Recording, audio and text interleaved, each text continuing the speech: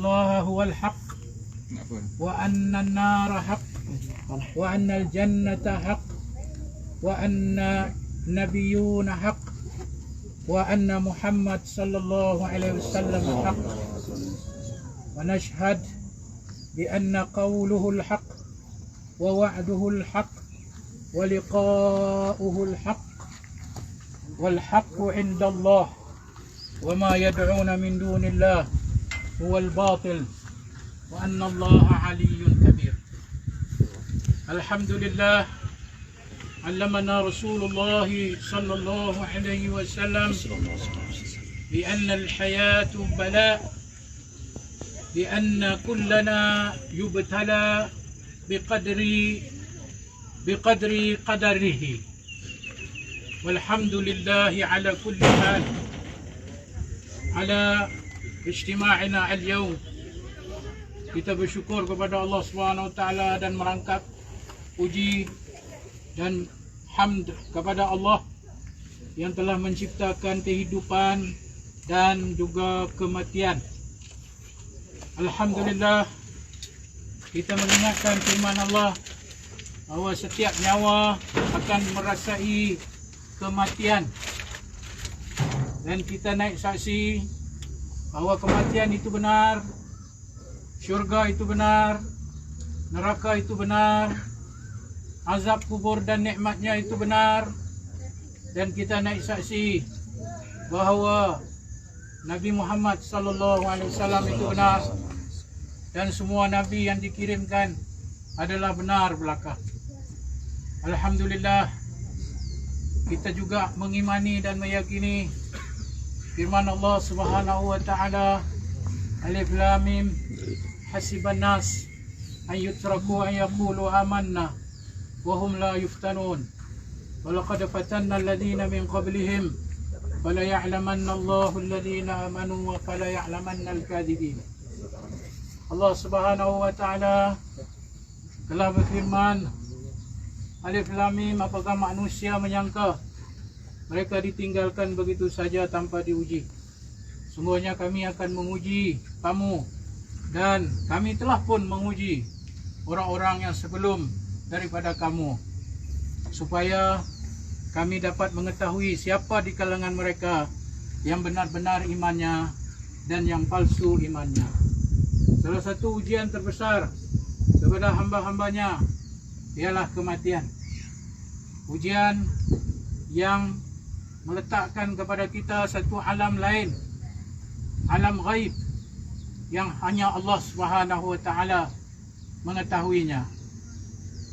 Bermula daripada nafas kita ditarik oleh malaikat yang diperintahkan oleh Allah Subhanahu wa taala, maka ternampaklah segala hijab yang selama ini ditutup oleh Allah Subhanahu wa taala. Dan waja'at sakratul maut bil haqq dzalika ma kunta minhu tahid. Datanglah sakratul maut dengan kebenaran. Itulah yang selama ini kamu cuba lari daripadanya. Maka hadirin sekalian, kita insaf dengan pemergian sahabat kita Haji Adnan, dan ia berlaku pada sebaik-baik hari di akhir Ramadan, dan dia berlaku sebaik-baik keadaan dalam saudara kita melaksanakan tugas, melaksanakan fitrah yang diwajibkan kepada setiap hambanya. Ketahuilah wahai sidang hadirin, bahwasanya saudara Adnan tidak lagi mendengar kita, yang hanya di atas kubur ini saja yang mendengar kita. Dan kita naik saksi bahawa saudara kita adalah orang yang beriman, orang yang baik-baik. Semoga Allah memberi ganjaran yang mulia kepada saudara kita Haji Adnan. Sidang hadirin yang dirahmati Allah sekalian, tiada yang tertinggal dalam jasad arwah hanyalah 3 perkara, dan itu menjadi pengajaran kepada kita sejauh mana kita telah meninggalkan 3 perkara ini sebelum kita bertemu Allah dan roh kita dicabut. Pertama ialah ilmu yang ditinggalkan kepada kita. Tak kira apa juga ilmunya, walau sekecil-kecil ilmu atau sebesar-besar ilmu, itulah sahaja yang ditinggalkan kepada kita. Yang kedua, anak yang saleh yang dididiknya, kerana doa yang sebaik-baik doa adalah daripada anak-anak yang saleh, dan tidak terputus kebaikan yang ditinggalkan melainkan dengan anak-anak saleh yang mendoakan kepadanya. Dan yang ketiga, sedekah yang ditinggalkan, yang dibelanjakan ke arah kebaikan, sama ada kecil ataupun besar, itunya yang menjadi baki peninggalan arwah kepada kita yang masih lagi bernyawa. Itulah sahaja yang menyambung doa kita, yang menyambung kebaikan kita apabila kita masuk ke alam kubur. Kita senantiasa diingatkan dengan kematian, bukan hari ini, tetapi kita diingatkan kematian saban hari.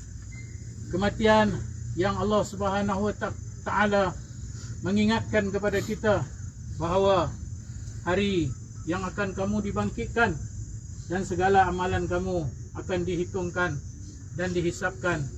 Wa may ya'mal mithqala dzarratin khairan yarah wa may ya'mal mithqala dzarratin syarran yarah. Demikianlah ingatan mati ketika kita melelapkan mata untuk tidur. Hakikatnya itu adalah satu kematian. Kerana mata kita apabila dipejam, ruh kita telah diambil oleh Allah. Dan sebab itulah disunatkan sebelum kita melelapkan mata, hendaklah kita berdoa, Allahumma aslamtu nafsi ilaik, Allahumma fawwadtu amri ilaik, Allahumma wajjahtu wajhi ilaik, Allahumma alja'tu zahri ilaik, rahbatan wa rahbatan, la malja'a minka wa la manja illa ilaik, amantu bil kitabil ladzi anzalta wa amantu bil rasulil ladzi arsalta. Doa ini mengingatkan kita tentang detik kematian semasa kita melelapkan mata, kerana roh kita sudah tidak ada lagi bersama kita. Ia berada di dalam tangan Allah Subhanahu wa Ta'ala. Maka doa kita, ya Allah, aku serahkan nyawaku ketika tidur ini kepadamu, ya Allah.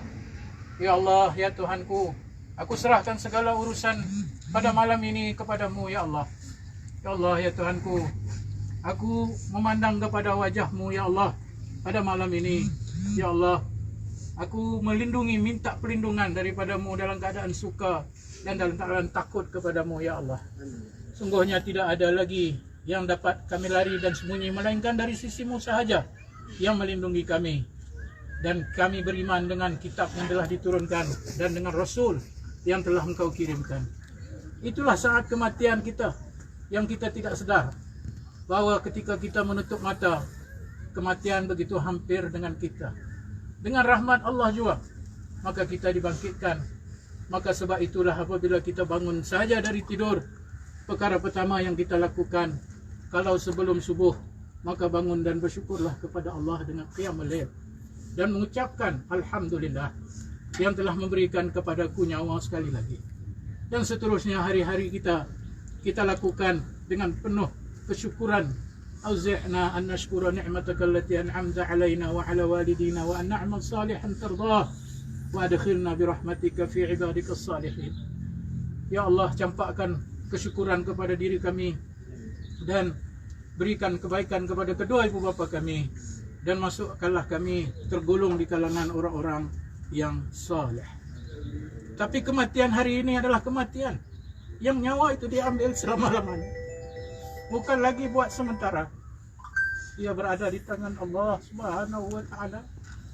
Ia akan dihisapkan oleh Allah Subhanahu wa Ta'ala, dan yang akan memanggil nanti ialah bukan nama kita. Yang akan dipanggil bukan kedudukan kita. Yang akan dipanggil bukan pangkat kita, tapi yang akan dipanggil, ya ayyatuhan nafsul mutmainnah, irji'i ila rabbiki radiyatan mardiyah fadkhuli fi ibadi wadkhuli jannati. Wahai jiwa-jiwa yang tenang, wahai jiwa-jiwa yang tenang, kembalilah engkau kepada Tuhanmu. dalam keadaan redha dan meredai. Dan masuklah engkau wahai jiwa-jiwa yang tenang ini di kalangan hamba-hambaku, dan kemudian barulah kamu layak untuk masuk ke syurgaku. Hadirin dan hadirat sekalian, ini bukan perkara pertama dan pertama kali yang kita dengar. Sesungguhnya roh dan jiwa itulah yang memberi makna kepada kehidupan kita. Saat kita bernafas hari ini menyaksikan satu kematian, yang memberi makna kepada kita adalah roh kita. Roh itulah yang menjadikan kita manusia, dan yang lebih penting, roh itulah yang menjadikan kita hamba-hamba Allah Subhanahu wa ta'ala. Oleh itu, ambillah pengajaran sebelum kita dilakukan seperti mana yang kita lakukan kepada saudara kita. Apakah kita telah menjaga hati-hati kita, jiwa-jiwa kita dan roh-roh kita, yang Allah Subhanahu wa ta'ala seringkali mengingatkan kita. Wa nafsi wa ma sawaha fa alhamaha fujuraha wa taqwaha qad aflaha man zakkaha wa qad khaba man dassaha. Demi nyawa ruh yang telah kami jadikan, sesungguhnya diberikan ilham kepada roh ini untuk melakukan kejahatan, wal'iyazubillah, dan diberikan juga ilham kepada roh kita untuk melakukan kebaikan. Alhamdulillah. Maka berolehlah kejayaan siapa yang menyucikan jiwa-jiwa mereka, dan berolehlah kerugian besar kepada mereka yang mengabaikan jiwa-jiwa mereka. Kerana yang dipanggil bukan diri kita, bukan pangkat kita, bukan kedudukan kita. Yang dipanggil adalah ruh kita.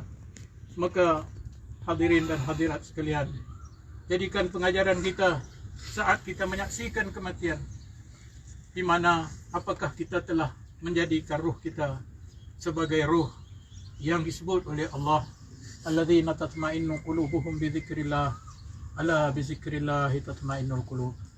Mereka yang tenang hati-hati mereka ketika berzikir kepada Allah. Bukankah dengan berzikir itu hati-hati kita menjadi tenang? Sidang hadirin dan hadirat, saudara Adnan tidak lagi ada apa-apa pada dirinya, melainkan dirinya seorang diri di alam kubur yang gelap gulita, yang tidak ada siapa yang pernah mengalaminya. Namun Allah dengan rahmatnya dan kasihnya telah pun mengingatkan kepada kita bahawa sebaik-baik teman untuk kita berada dalam kegelapan kubur adalah Al-Quran. Di manakah kita dengan Al-Quran? Kepada siapa kita nak menyalahkan kalau kita tidak ada sesiapa yang menemani kita? Jauh lagi yang memberi cahaya kepada kita jikalau di dunia kita tidak membaca Al-Quran. Kalau di dunia kita membiarkan Al-Quran, maka ketika di dalam kubur, Al-Quran tidak lagi memandang kepada kita. Tetapi dengan yang membacanya, sama ada yang mendengarnya, mengamalkannya, maka yang menjadi temannya di dalam kubur adalah Al-Quran. Itulah doa kita. Allahumma ja'alil Qur'ana mu'nisan lana fi wahsyatil qubur. Ya Allah, jadikanlah Al-Quran itu teman dalam kesunyian kubur, dan tidak ada apa-apa melainkan kegelapan. Dan ketika itu kita diberitahu, bukan hari ini, sejak beribu tahun akan datang dua malaikat yang akan bertanya kepada kita soalan yang sudah pun bocor beribu tahun, tapi sukar dijawab, kerana yang menjawabnya itu bukan diri kita. Yang menjawab kita adalah ruh kita. Man rabbuka? Sekarang kita boleh saja menjawab Allahu Rabbi. Tapi bila ruh kita selama hidup di dunia tidak dididik, tidak dipacu, tidak dibentuk dengan ketauhidan yang mutlak kepada Allah, bagaimana roh kita akan menjawabnya, saudara-saudara? Wama kitabuka? Apakah kitabmu? Semua boleh menjawab Al-Quran. Tapi kalau di dunia kita tidak pernah menyentuh Al-Quran, maka apakah roh kita akan menjawab di hadapan Allah? Wama nabiyuka? Siapa nabi kamu? Semua kita tahu, sallallahu alaihi wasallam. Tapi Kalau di dunia kita tidak mengikuti jalannya, maka bagaimanakah kita akan menjawab di hari akhirat kelak? Mau kita buka, apakah kitab kamu? Quran. Wa ma qiblatuka? Ka'bah. Wa man ikhwanuka? Muslimun. Bagaimana bisa kita menjawab saudara kita adalah muslimun kalau kita caci mencaci sesama kita, benci membenci sesama kita, mengadu domba, fitnah memfitnah, mulut tidak berucap tapi roh kita yang berucap. Al-yawma nakhtimu ala afwahihim wa tukallimuna aydihim wa arjuluhum bima kanu yaksibun. Hari ini tidak lagi mulut kita yang pandai itu bercakap, tetapi semuanya dari tangan kita, kaki kita yang menjadi saksi kepada setiap tindak tanduk kita. Sidang hadirin dan hadirat sekalian, hari ini kita menyaksikan sebuah kematian. Anak-anak yang disayangi ditinggalkan, terpisah dengan kasih sayang ibu dan bapa, terpisah daripada selama ini tempat kita bergantung, terpisah untuk memberitahu kepada kita, anak-anak, istri, keluarga dan harta hanyalah sementara. Ya, tidak akan kita bawa ke alam kubur. Anak, istri yang kita kasih, yang kita sayang, tidak ada apa-apa apabila telah putus hubungan dengan dunia.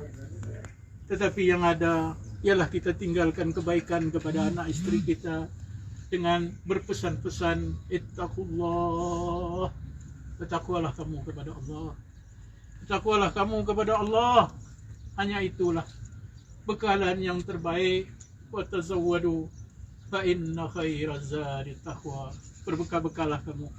Sungguhnya sebaik-baik bekalan adalah takwa kepada Allah. Saudara Adnan telah hidup dalam perjuangan yang lama, melalui suka duka, liku-liku kehidupan. Tidak ada siapa yang tahu dari kalangan anak-anaknya kesedihannya. Dia tidak akan menunjukkan kepada orang dapat, maupun kepada anak istri, hatta kepada sahabat andai. Walaupun kita tahu saudara Adnan kadang-kali mengalami berbagai kesulitan, tapi bukan Adnan yang meminta-minta kepada manusia. Adnan yang berusaha, Adnan yang gigih, Adnan yang cuba sedaya upaya. Tangisannya di waktu malam tidak ada siapa yang mendengarnya, tapi perjuangannya hebat. Perjuangannya tidak pernah kalah. Saya mewakili parti yang diikutinya sebagai naib presiden, naib saksi. Satu perkara yang Adnan tidak pernah kalah adalah perjuangannya. Contohilah sikap beliau yang tidak pernah meminta-minta kepada manusia, hanya meminta kepada Allah, mengadu kepada rakan dan teman, walau senyumannya, tapi di dalam hatinya Allah saja yang mengetahui. Oleh itu, saudara-saudara, marilah kita naik saksi bahwa saudara Adnan adalah orang yang mulia. Kita naik saksi bahwa saudara Adnan adalah orang yang baik-baik. Saudara Adnan tidak pernah melakukan perkara-perkara yang merosakkan kehidupannya maupun kehidupan keluarganya maupun sahabat andainya. Saudara Adnan telah melakukan yang terbaik. Selebihnya kita serah kepada Allah Subhanahu wa taala yang Maha mengetahui segala isi kandungan hati kita yang kita sebut dan yang kita tidak sebut. Dengan itu saya akhiri khutbah jenazah ini. Kepada anak-anak yang dicintai, bersabarlah dan tabahlah. Sungguhnya itu adalah ujian. Ma asabaka min musibatin illa biidznillah. Wa man yu'min billah faqad wa man yu'min billah hudiya qalbahu lil iman. Innallaha ala kulli syai'in alim. Sungguhnya apa yang tertimpa kepada kamu itu adalah dari sisi Allah, dengan izinnya juga. Dan siapa yang beriman maka diberi petunjuk hati-hatinya untuk beriman kepada Allah dan bersabar. Allah Maha mengetahui ke atas segala sesuatu. Dan kami yang masih bernyawa yang mengenali beliau menghulurkan apa sahaja bantuan yang diperlukan dan mengharapkan silaturahim berterusan dengan anak-anaknya, karena itu adalah sunnah Nabi sallallahu alaihi wasallam. Ketika Nabi bersabda, hormatilah kedua ibu bapamu ketika hidup dan mati. Lalu sahabat bertanya, bagaimana kami menghormati ibu bapa kami yang sudah mati? Maka engkau sambungkanlah silaturahim dengan rakan dan kawan-kawan ayah dan ibumu.